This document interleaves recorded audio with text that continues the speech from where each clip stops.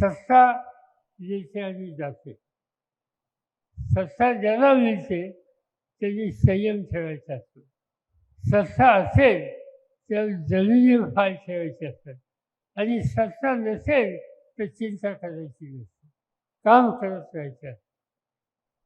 या जिल्ह्यात काय झालं माहिती आहे? हा जो जुना जिल्हा आहे, या जुन्या जिल्ह्यामध्ये एक मुख्यमंत्री होते.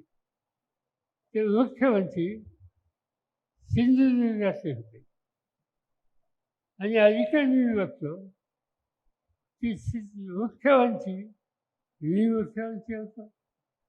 माझ्या घराचे कुणीही आज देशाच्या पार्लमेंटमध्ये चांगलं काम करणारी व्यक्ती म्हणून तिचं लौकिक आहे. विनम्रपणा हा तिचं वैशिष्ट्य आहे. पण मी अलीकडे बघतो सिंधुदुर्ग जिल्ह्याने एक मुख्यमंत्री केला. माझ्याबरोबरही त्यांनी काम केलं, त्यांच्याबद्दलची मला काही म्हणायचं नाही. पण त्यांचे चिरंजीव ज्या पद्धतीने बोलतात हल्ली, ज्या पद्धतीने टीका टिप्पणी करतात, मी महाराष्ट्राच्या इतिहासामध्ये कुठल्या मुख्यमंत्र्यांची खुर्ची फिरी या प्रकारची झालेली पाहिली नाही. आज त्या लोकांची भाषा ही कशा प्रकारची भाषा? समाजामध्ये सगळ्या जातीचे धर्माचे लोक असतात. भारत हे राष्ट्र सगळ्या जातीचे, भाषाच्या, धर्माच्या लोकांचे.